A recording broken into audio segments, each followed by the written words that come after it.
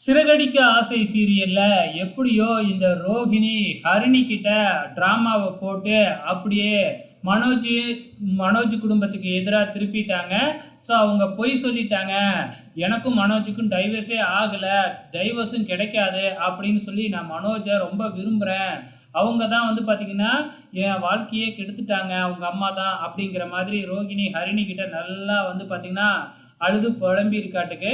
So இங்கே வந்து பார்த்தீங்கன்னா நீங்கள் ஏன் இப்படி ஒரு பொய்யை சொன்னீங்க, டைவர்ஸ் ஏதோ கிடைக்க போகுது கிடைச்சிடுச்சு அப்படின்னு தான் சொன்னீங்க, ஆனால் டைவர்ஸே கிடைக்காதாட்டுக்கு அப்படின்னு சொல்லி இந்த உண்மையை ஏன் எங்ககிட்ட மறைச்சிங்க அப்படின்னு சொல்லி விஜயாவை திட்டாமல் அண்ணாமலை தான் இதெல்லாம் மறைச்சிட்டாப்புல அப்படின்னு அண்ணாமலையை அவமானப்படுத்திக்கிட்டு இருக்கிறாங்க.